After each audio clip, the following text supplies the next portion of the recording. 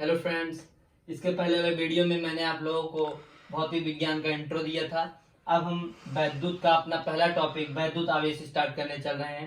तो आइए देखते हैं क्या है ये वैद्युत आवेश। ये दो प्रकार, इसे हम कैपिटल क्यू से प्रदर्शित करते हैं या स्मॉल क्यू। आप इसे हम किससे प्रदर्शित करते हैं? क्यू से, चाहे वो कैपिटल हो चाहे स्मॉल हो। आप लोग इतना जान गए ना।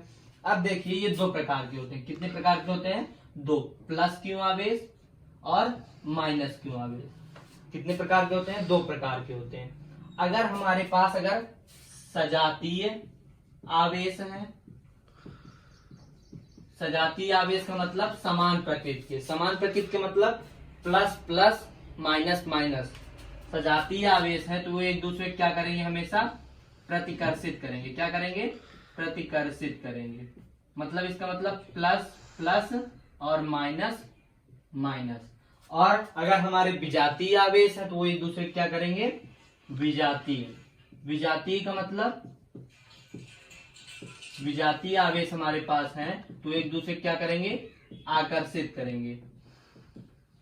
Example minus plus and plus minus. ये देखिए विजातीय है ना तो एक दूसरे क्या करेंगे? अट्रैक्ट करेंगे, आकर्षित करेंगे। और यहाँ पर क्या है? समान है तो एक दूसरे क्या करेंगे? प्रतिकर्षित करेंगे। तो स्टार्ट करते हैं इसके बारे में। पहले इसकी डिफिनेशन हम आप लोगों को बता दे रहे हैं। इसकी डिफिनेशन बेसिकली ये होती है कि ये कोई पदार्थ थोड़ी ना है, ये किसी पदार्थ का गुण है। क्या है? किसी पदार्थ का गुण है। देखिए ये हमारा मान लीजिए कोई पदार्थ है, अगर इसके अंदर आवेश है तो इसके अंदर एक ऐसा गुण है जिसके कारण यह अपने चारों तरफ ऐसा एरिया तैयार करेगा, मतलब ऐसा क्षेत्र बनाएगा। अगर वहां पर उसके क्षेत्र में अगर कोई हम अन्य आवेश ला रहे हैं तो वह आवेश या तो आकर्षण या तो प्रतिकर्षण बल का अनुभव करेगा। तो एक बार फिर समझिए, वैद्युत आवेश की डिफिनेशन में बता रहा हूं। देखिए यहाँ पर क्या है? मान लीजिए कोई पार्टिकल या कोई पदार्थ है, उसमें आवेश उपस्थित है तो यह अपने चारों तरफ एक ऐसा क्षेत्र बनाएगा जहां पर अगर हम किसी अन्य आवेश को ले जाएंगे तो वह उसे अट्रैक्ट करेगा या रिफ्लेक्ट करेगा। समझिए, मतलब या आकर्षित करेगा या प्रतिकर्षित करेगा। मान लीजिए यहाँ इसमें ये जो पदार्थ है इसमें प्लस क्यू आवेश है, जब इसके क्षेत्र में हम माइनस क्यू आवेश ले जाएंगे तो इसे क्या करेगा? अट्रैक्ट करेगा। अगर इसके क्षेत्र में हम प्लस क्यू आवेश ले जाएंगे तो क्या करेगा? इसे प्रतिकर्षित करेगा। तो आप हम मानते हैं, समझ गए होंगे। एक बार फिर समझिए, डिफिनेशन समझिए। आवेश कोई पदार्थ नहीं है, यह किसी पदार्थ का वह गुण है जिसके कारण वह पदार्थ अपने चारों तरफ ऐसा क्षेत्र बनाता है जहां कोई अन्य आवेश आकर्षण अथवा प्रतिकर्षण बल का अनुभव करते हैं। मुझे लगता है आप लोगों को ये क्लियर होगा। अब आगे देखते हैं, किसी भी पार्टिकल में न्यूनतम आवेश कितना हो सकता है ये देखते हैं। मान लीजिए कोई पार्टिकल है, उसमें हमारा न्यूनतम आवेश इलेक्ट्रॉन के आवेश के बराबर होता है। किसके बराबर होता है? इलेक्ट्रॉन के आवेश के बराबर होता है। इलेक्ट्रॉन पर कितना आवेश होता है? इलेक्ट्रॉन या प्रोटॉन सेम ही आवेश होता है, ठीक है। तो जो हमारा किसी कोई भी कण है उस पर न्यूनतम आवेश कितना होता है? इलेक्ट्रॉन या प्रोटॉन के आवेश के बराबर होता है। इस पर कितना आवेश होता है? 1 प्लस माइनस 1.6 क्रॉस 10 की पावर माइनस 19। अब बोलेंगे आप प्लस माइनस क्यों लगा है? अगर हमारा प्रोटॉन का आवेश देखेंगे तो प्लस हो जाएगा, अगर इलेक्ट्रॉन का आवेश देखेंगे तो माइनस हो जाएगा। तो 1.6 क्रॉस 10 की पावर माइनस 19 आवेश किसी भी पार्टिकल के न्यूनतम आवेश होता है। किसी भी पार्टिकल का यह न्यूनतम आवेश होता है 1.6 क्रॉस 10 की पावर माइनस 19। अगर किसी पार्टिकल के हम आवेशों को बढ़ा रहे हैं तो इसमें अगर हमारा मतलब अगर 2 इलेक्ट्रॉन है तो इसमें कितने से गुणा हो जाएगा? 2 से। 3 है तो 3 से। 4 है तो 4 से। 5 है तो 5 से। इसी प्रकार से हम इसमें जितने हमारे पास इलेक्ट्रॉन है या जितने कण में आवेश हैं उतने से हम इसमें क्या करते जाएंगे? गुणा। तो यहाँ पर हम एक लिख सकते हैं क्यू। इससे आवेश को किससे दर्शाते हैं? क्यू से। तो क्यू इज इक्वल टू हम सब लिख सकते हैं एन ई। क्या लिख सकते हैं? N E. एन कहा क्या है? जहां एन क्या है? एन इज इक्वल टू क्या है? 1 2 3 डॉट डॉट डॉट। मतलब आप कुछ भी रख सकते हैं, जितने भी पार्टिकल का आप आवेश निकालना चाहें। और ई क्या है? इलेक्ट्रॉन पर आवेश है। आप लोग इतना समझ गए होंगे, आप लोग क्लियर होगा।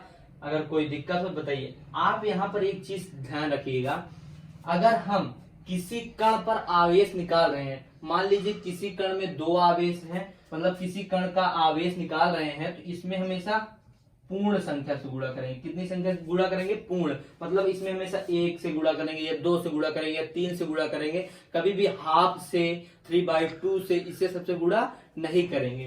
तो आप लोग इतना क्लियर हो गया होगा। n की जगह हमेशा हम क्या रख सकते हैं? एक पूर्ण संख्या, 1 2 3 4 5 ऐसे रख सकते हैं, मतलब पॉजिटिव इंटीजर्स रख सकते हैं।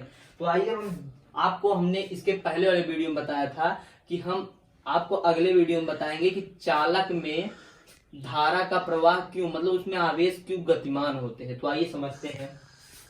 देखिए, जो हमारे चालक होते हैं उनमें क्या क्या आते हैं? चालक समझ रहे हैं क्या होता है? चालक का मतलब होता है जिसमें धारा का प्रवाह आसानी से हम कर सकें। तो जो हमारे चालक होते हैं इसमें क्या आती हैं? धातुएं आती हैं, और विलयन आ गया मान लीजिए किसी चीज का। और हमारे अचालक जो होते हैं उसमें हम धारा का प्रवाह आसानी से नहीं कर सकते, इसमें क्या आती हैं? अधातुएं।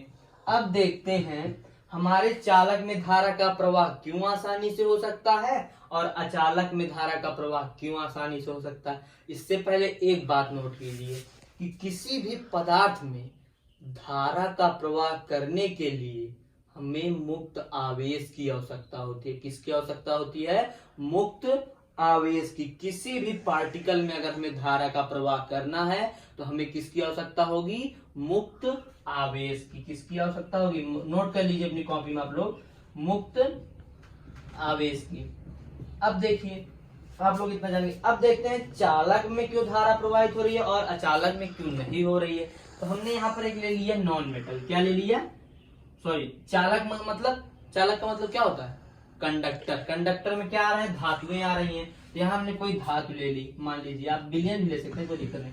और यहाँ पर हमने कोई अचालक में धारा प्रवाह नहीं, तो यहाँ पे हमने कोई अधातु ले ली। क्या ले लिया? नॉन मेटल ले लिया, या अधातु मान लेते हैं, अधातु ले ली। तो अब यहाँ पे देखते हैं, अधातु ले ली, इसमें धारा का प्रवाह होता ही नहीं है। चालक है तो इसमें धारा का प्रवाह होता है, इसमें नहीं होता। इसका कारण क्या है ये समझते हैं। अब देखिए, इसका जो परमाणु होता है इसकी अपेक्षा थोड़ा सा क्या होता है? बड़ा होता है। इसकी अपेक्षा थोड़ा सा ही बड़ा होता है, ठीक है। तो मान लेते हैं इसका परमाणु इतना बड़ा होगा, इसके नाभिक इतना बड़ा है, और बड़ा थोड़ा बना ले रहे हैं, मार्कर ले रहे हैं दूसरा, इतना हो गया। अब देखिए यहाँ पर हम इससे बड़ा वाला, इतना बड़ा है इसका, तो इसका परमाणु बड़ा है इसकी अपेक्षा ना, मतलब इसकी अपेक्षा ही बड़ा है, ध्यान दीजिएगा। अब यहाँ पे कौन सा चार्ज है? प्लस। यहाँ पे कौन सा चार्ज है? इलेक्ट्रॉन होते ही नहीं इस कक्षाओं में। यहाँ पे कौन सा चार्ज है? माइनस, मतलब इलेक्ट्रॉन है यहाँ पे, और इसके नाभिक में भी प्लस है। यहाँ पे कौन चक्कर लगा रहे हैं? इलेक्ट्रॉन। अब देखिए, ये प्लस है, ये माइनस है, एक दूसरे क्या करेंगे? अभी बताया था आपको, अट्रैक्ट करेंगे ना।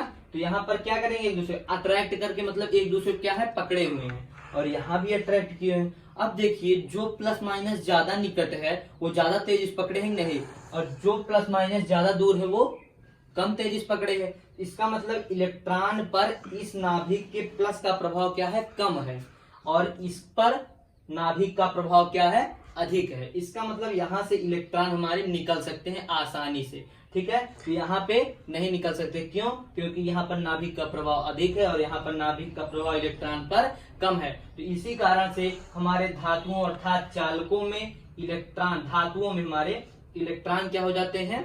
मुक्त हो जाते हैं। यहाँ पर क्या आ जाते हैं? मुक्त इलेक्ट्रॉन होते हैं। किस कारण से?